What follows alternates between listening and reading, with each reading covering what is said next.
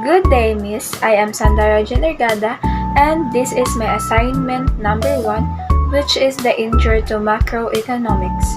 So, here I am going to answer the following questions. So, for the question number 1, what is economics and who is the father of economics? For the question number 2, what are the branches of economics and its definitions? Then for question number 3, what are the 10 basic principles of economics? Then explain its clusters and next is the brief history of macroeconomics and its founder. Then for the fifth question, what are the macroeconomics concerns and goals? Then for the sixth questions, the circular flow model and its explanation. Then lastly, understanding the law of supply and demand. So now, let's start with the first question. So, what is economics and who is the father of economics? So, economics is the social science that studies how individuals, businesses, governments, and societies make choices about allocating scarce resources to satisfy unlimited wants and needs. So, it focuses on production, distribution, and consumption of goods and services. Now, who is the father of economics? So the father of economics is Adam Smith. So he is a Scottish economist and philosopher. So his famous work was entitled An Inquiry into the Nature and Causes of the Wealth of Nations, in which he created it during 1776. And for the second question, what are the branches of economics and its definitions? So there are two branches of economics, namely microeconomics, which focuses on individual units such as households, firms, and markets. So it studies supply and demand, pricing, consumer behavior, and production at a small scale. While on the other hand, macroeconomics deals with the society as a whole. So it covers national income, inflation, unemployment, economic growth, and government policies. Now for the third question.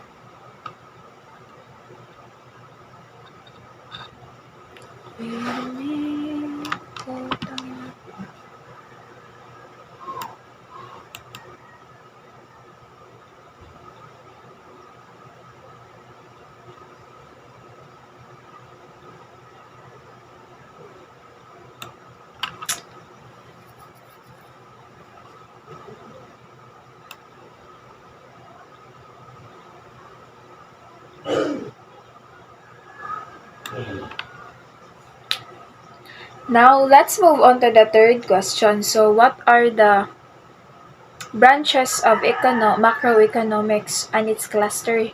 So, we have the first cluster, which is how people make decisions. So, it covers principle 1 up to 4. So, for the first principle, we have people face trade-offs. So, choosing one thing means giving up something else.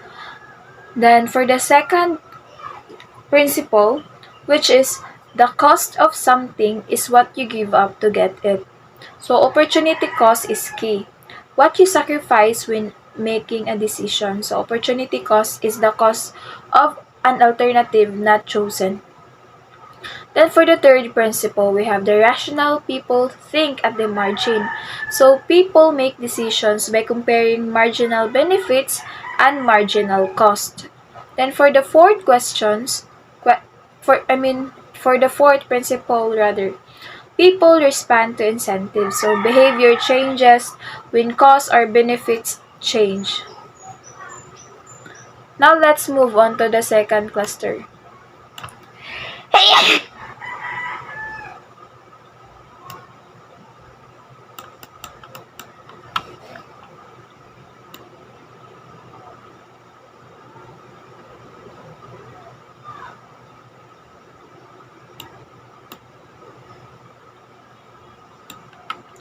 So, for the second cluster, which is how people interact. So, it covers principles 5 up to 7. So, for the fifth principle, we have trade can make everyone better off. So, specialization and exchange benefit all parties involved. Then, for the sixth principle,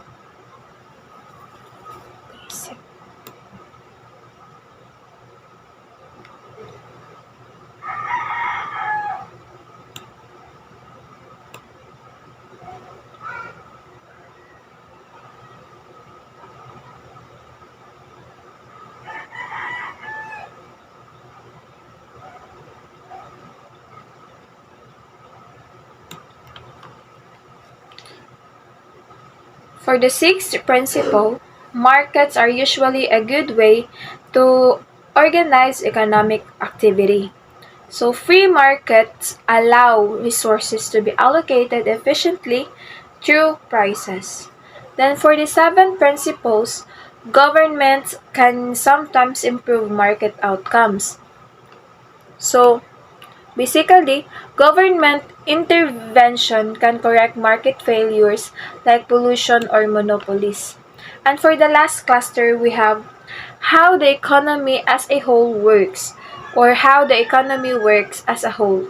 So it covers principle 8 to 10.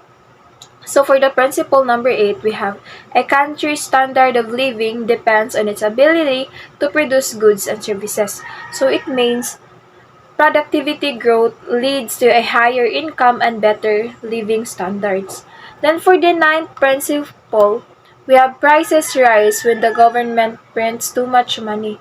So inflation occurs when money supply increases faster than output. And for the last principle, society faces a short-run trade-off between inflation and unemployment. So policies that reduce unemployment in the short term can increase inflation, and vice versa. Now let's move on to the fourth question, which is brief history of macroeconomics and its founder. So macroeconomics emerged as a separate field in 1930s during Great Depression. So the father of macroeconomics, which is John Maynard Keynes, so his work, The General Theory of Employment, Interest, and Money, during 1936, he also introduced the idea that governments should intervene to manage economic cycles. Then, for the next is the fifth question, which is the macroeconomic concerns and goals. So the main concerns of macroeconomics are the following. So first, we have unemployment, which means too many people without jobs. Then second, inflation, which is the rising prices, reduce purchasing power. Then economic growth, it increase in a nation's output over time. Then fourth is balance of payments, so a stable exchange between exports and imports. Then for the goals of macroeconomics, which is the full employment, price stability, sustainable economic growth, equitable distribution of income, and lastly, external balance or the foreign trade stability. Then what is its impact to the nation? So it helps in achieving these goals, improving living standards, encourages investment, and maintains economic stability.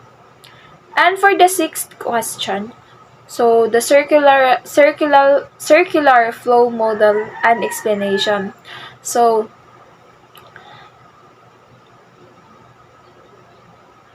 so the circular flow of model, so we have here the two market, which is the production market and the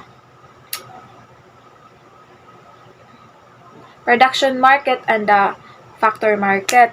So we have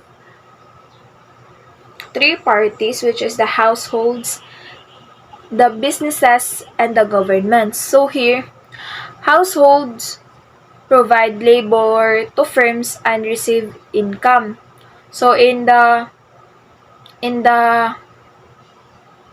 factor market, the households are the seller while the businesses are the buyer. So the households sell its labor to firms and receive income in return. So they sell their capital, their entrepreneurial ability, land, and etc. While in the factor market, firms are the buyers. So they're the ones who buy the capital, labor towards the households, then in exchange for money. So they give their money in exchange for this capital. Then in the while in on the other hand, in the production market, businesses are the ones who sell. So they sell their finished goods and services to the households. So in return, they receive income. While on the other hand, households are the buyer in the production market. So they buy their they buy the goods that they need to the firms, then in exchange for money. Then the role of government here, they're the one who collect taxes and tariffs. And for the last question, we have understanding the law of supply and demand. So law of demand, as the price of good falls, the quantity demanded increases and vice versa. So which is the ceteris paribus, that all else constant. Then for the law of supply, as the price of good rises, the quantity supplied increases and vice versa. Then market equilibrium, where supply equals demand, the market reaches equilibrium price and quantity. Then for the understanding, these laws explain price formation in markets. Then when demand exceeds supply, prices rise, so there is shortage. Then when supply exceeds demand, prices fall, so there is surplus. So this law of demand and supply, it guides how resources are allocated efficiently in a market economy. And that's all, Miss. Thank you.